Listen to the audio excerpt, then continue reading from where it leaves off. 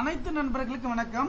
Typewriting exam எழுதிட்டு இருப்பீங்க. உங்களுக்கு எந்த டவுட்டா இருந்தாலும் எனக்கு மெசேஜ் பண்ணுங்க. டைப்ரைட்டிங் எக்ஸாம்ல இப்போ அனைவருக்கும் வந்து பார்த்தீங்கன்னா ஒரு டவுட் இருக்கும்.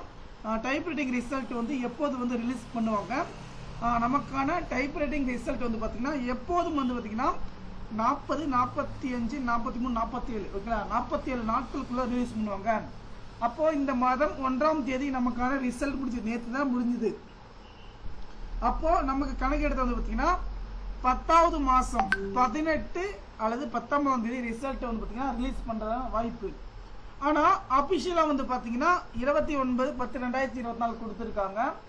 உங்களுக்கு டைப்ரைட்டிங்கில் எந்த டவுட் இருந்தாலும் கமெண்ட் செக்ஷனில் கமெண்ட் பண்ணுங்க, இல்லது வாட்ஸ்அப் குரூப்பில் ஜாயின் பண்ணிக்கோங்க. டிஸ்கிரிப்ஷன் லிங்க் வந்து பார்த்தீங்கன்னா கொடுத்துருக்கேன்.